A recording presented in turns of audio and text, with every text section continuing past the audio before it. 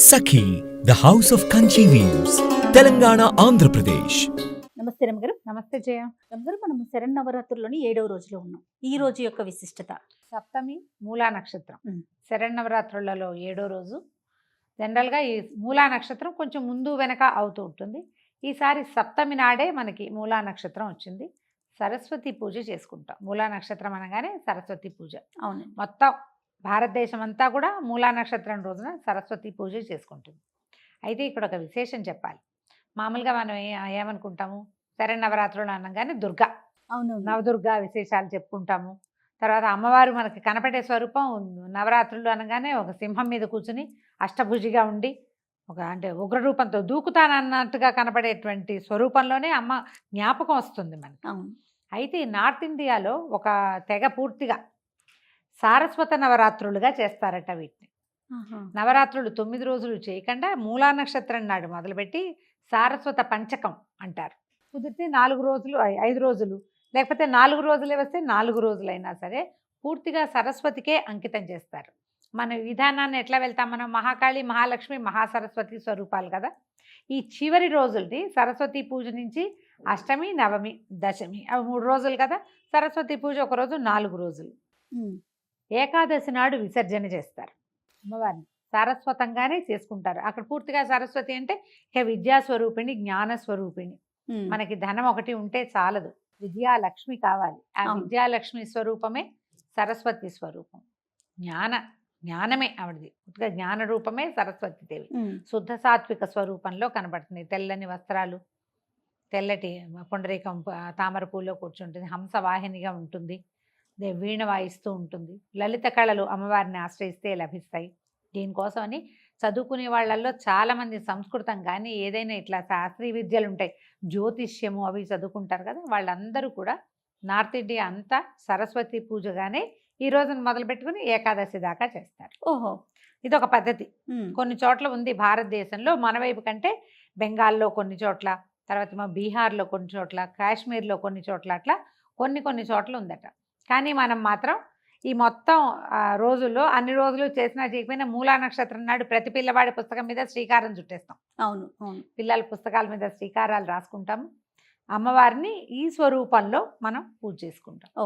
అయితే ఈ రోజున శరన్నవరాత్రుల సందర్భంగా ఇంద్రకీలాద్రి మీద కనకదుర్గమ్మ వారి దేవస్థానంలో సరస్వతి అవతారాన్ని వెలయిస్తారు. అమ్మవారు వీణా పుస్తక పాణిగా కనపడుతుంది. ఉమ్. మనం ఇవి చెప్పేటప్పుడు శ్లోకాలు చెప్పాలంటే మొదట శుక్లంభద్రం చెప్పి తర్వాత సరస్వతి నమస్తుభ్యమే నమస్తే చెప్తాం. అవునండి. విద్యారంభానికి ప్రతి విద్యకి ఆలవాలము ఆశ్రయభూత సరస్వతీదేవి. అయితే అమ్మవారికి తెల్లని పాల పాయసము అది చేసి పెడతారు. పాలతోటి చేసిన పాయసం అంటే పంచదారతోటి చేస్తేనే మనకు తెల్లగా వస్తుంది. బెల్లం వేసేసరికి రంగు మారిపోతుంది కదా. తెల్లని పాయసాన్ని నివేదన చేస్తారు. తెల్లది లేదా ఇట్లా గోధుమ రంగు వస్త్రాలని ఆ అమ్మవారికి సమర్పించవచ్చు. తెల్లటి వస్త్రం సమర్పిస్తే ఆ తెల్లవి ఎవరికైనా ఇవ్వడానికి కొంచెం వెనకాడతారు, ఒక అనుమానంగా ఉంటుంది. అమ్మవారికి అలంకరించేటప్పుడు వస్త్రాంబరధారిణి అలా చెప్పుకుంటాం, శ్వేతాంబరధారిణిగా చెప్పేటప్పుడు. కానీ మనం సమర్పించేటప్పుడు కొంచెం లేత సంపెంగి రంగు, కాస్త గోధుమ రంగు, క్రీమ్ కలరు, హాఫ్ వైట్, ఇట్లా ఏవైనా అమ్మవారికి సమర్పించి వాటిని ఎవరికైనా మనం ఇచ్చుకోవచ్చు. అయితే సరస్వతి స్వరూపానికి మనం ఎలాంటి పూజా విధానాన్ని చేయొచ్చు. సరస్వతి అష్టోత్తరం లభిస్తుంది. ఓకే. అయితే ఇది జ్ఞాన వృద్ధికి ఉపయోగపడే అంశస్వరూపం, దైవాంశ కాబట్టి అమ్మవారికి మనం ఏదైనా సరస్వతికి సంబంధించిన ఒక్క శ్లోకాన్ని ఈ రోజున పిల్లలకి నేర్పించుకోండి. ఈ సంవత్సరం అంతా ఆ శ్లోకాన్ని రటన చేయాలి. వచ్చే సంవత్సరం మళ్ళీ ఇంకో కొత్తది నేర్పించవచ్చు. ఓకే. సంగీతం పాడుకునే వాళ్ళకి పిల్లలకి శారదకి సంబంధించిన పాటలు బోలెడన్ని కనపడతాయి. సరస్వతికి సంబంధించింది సరస్వతికి సంబంధించిన ఒక పాటని పిల్లలకి గీతాన్ని నేర్పించుకోవచ్చు.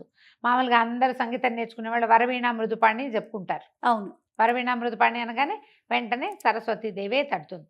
బోలెడన్ని పాటలు ఉన్నాయి. ఏదైనా సరే మనం ఒక విషయం మీద ఫోకస్ చేయాలంటే, ఒక విషయం నేర్చుకోవాలన్నా కూడా మనకి అవకాశం ఇచ్చేది సరస్వతి మాతే.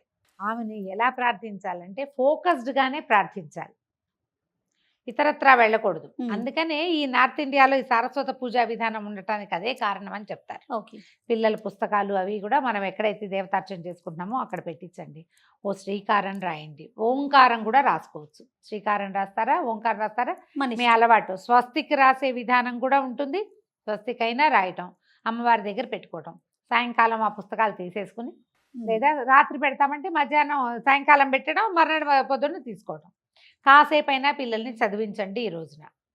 ఎవరైనా పిల్లలకు అక్షరాభ్యాసం చేయదలుచుకుంటే కనుక మూలా నక్షత్రం రోజున నిరభ్యంతరంగా అక్షరాభ్యాసం చేయించుకోవచ్చు. దీనికి ముహూర్తం చూడాలి, పంచమ శుద్ధి చూడాలి, ఇలాంటి నియమాలు కొన్ని కనిపిస్తాయి చేయ. ఉహుం. మనం విడిగా చేసుకునేటప్పుడు, మనం మామూలు రోజుల్లో ముహూర్తాలు పెట్టేటప్పుడు తప్పకుండా పంచగ్రహితంగా కావాలి, సరిగ్గా శుద్ధి ఉండాలి. ముహూర్త శుద్ధి చాలా అవసరం. కానీ పర్వదినాల్లో చేసేటప్పుడు అంత తప్పు లేదు. ఉహుం. మనం ఏదైనా క్షేత్రానికి వెళ్ళి చేయించుకోదలుచుకున్నా కూడా ఈ రోజున వెళ్ళి చేసుకోవచ్చు. ఓ. ఇంట్లో పెద్దవాళ్ళు ఎవరైనా ఉంటే వాళ్ళతోటి అక్షరాభ్యాసం చేయించేయండి. సమీపంలో దేవాలయం ఉంటే అక్కడికి తీసుకెళ్ళి చేయించండి.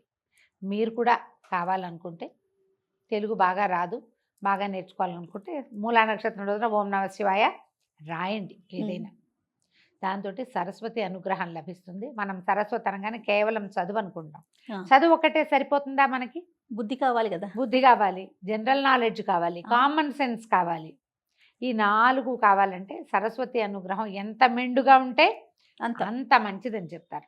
అయితే సాత్విక స్వరూపంగా కనపడుతుంది అమ్మవారు ఆ. కదా. ప్రశాంతంగా చక్కగా వీణ వాయించుకుంటూ తెల్లటి హంస మీద కూర్చునో, లేకపోతే ఒక తెల్లటి పుండరీకంలో కూర్చునో కనపడుతుంది.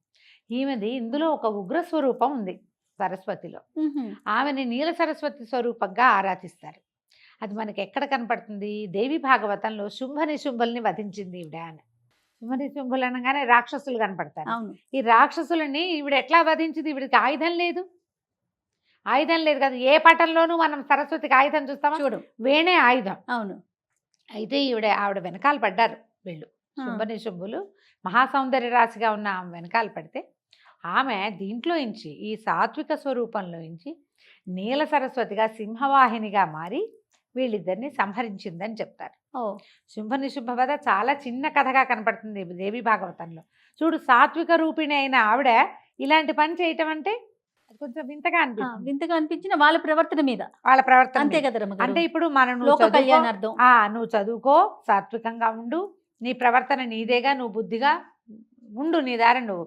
నీ జోలికి వస్తే మాత్రం నీల వదిలిపెట్టకు. సరస్వతివి కావాలి నువ్వు. ఇది ఒక రకమైన బోధే కదా. అంతే కదండి. నీ జోలికి వస్తే వదలద్దు, నువ్వెవరి జోలికి వెళ్ళకు, హాయిగా నీ వీణ వాయించుకుంటూ నీ పుస్తకం చూసుకుంటూ నువ్వు స్థిమితంగా ఉండు. అమ్మవారు అట్లాగే కనపడుతుంది. అట్లా పుస్తకాన్ని, వీణని పట్టుకుని ఉన్న స్వరూపాన్ని కనుక ధ్యానిస్తే మనకి లోపల ఒక రకమైన ఆందోళన ఉంటుంది చూడు, ఉమ్. అది తగ్గిపోతుంది. ఏదైనా చదువుకోవాలంటే ప్రెషర్ఫుల్గా చదవకూడదు, ప్రశాంతంగా చదవాలి. ఇప్పుడు మన విద్య ఎట్లా అయింది?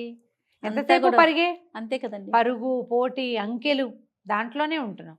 ఆ పోటీ నుంచి మనని కొంచెం పక్కకి తీసుకెళ్ళాలంటే సంవత్సరానికి ఒక్కసారైనా పిల్లలకి ఈ సరస్వతి సాత్విక స్వరూపంలో ఉన్న సరస్వతి అమ్మవారి పూజ చేయించడం, వాళ్ళ పుస్తకాలు అక్కడ పెట్టించడం, కాసేపు దండం పెట్టుకుని అయినా ప్రశాంతంగా చదువుకోండి. అవసరమైనప్పుడు విజృంభించు, అక్కర్లేనప్పుడు ప్రశాంతంగా ప్రశాంతంగా ఉండు. ఉండు. అదే కదా సరస్వతి స్వరూపం చూపిస్తుంది. అవును. ఆ స్వరూపాన్ని ధ్యానిస్తూ ఈ రోజున అమ్మవారికి తెల్లని పాల పాయసాన్ని, పాల పూరీలు, పాలతోటి చేసిన ఏ పదార్థాన్నైనా కొంచెం రంగులు మారకుండా తెల్లటి దాన్ని, తీపి పదార్థాన్ని నివేదన చేయొచ్చు. ఇలా సరస్వతి పూజని ముందుకు తీసుకెళ్దాం. మన బాసర పుణ్యక్షేత్రంలో కూడా చాలా బాగా జరుపుతారు రమ్మగారు. అవును, మూలా బాసరలో నక్షత్రం చేస్తారు. అప్పుడు. మూలా నక్షత్రం ఎక్సలెంట్ గా చాలా బాగా అవును. జరుగుతుంది. శృంగేరి శారదాంబ శారదాంబ దగ్గర దగ్గర. బాగా జరుగుతుంది. అవును. తర్వాత ఏమో మనకి ఇక్కడ వర్గల్లో జ్ఞాన ఆ. సరస్వతి అమ్మవారి దేవాలయం, అక్కడ కూడా విశేషంగా చేస్తారు. ఎక్కడైనా మూలా నక్షత్రం చాలా విశేషమైంది. ఏదైనా పుస్తకాలు కొత్తగా చదవదలుచుకున్న వాళ్ళు, కొత్త శాస్త్రం నేర్చుకోవాలనుకుంటారు, ఈ కొత్తగా రోజు ఏదైనా మొదలు పెట్టదలుచుకున్న వాళ్ళు ఈ రోజున మొదలు పెడితే ఇంకా నక్షత్రము, మీ నక్షత్రము ఏం చూడొద్దు, అదే నమస్కారం చేసుకుని రోజు స్టార్ట్ మంచిది అయిపోండి. కాబట్టి. రోజు మంచిది కాబట్టి ఈ రోజున సరస్వతీదేవి జన్మ నక్షత్రం, జ్ఞానం పుట్టిన రోజు. మరి మనకు కూడా జ్ఞానం, ఎంతో కొంత జ్ఞాన కుసుమాలు మనకి వికసిస్తాయి కాబట్టి అవును. ఆ రకంగా ముందుకు తీసుకెళ్దాం. సంతోషం రమ్ గారు, నమస్తే. నమస్తే G. Anchors Jewelry courtesy by Mukunda Jewelries.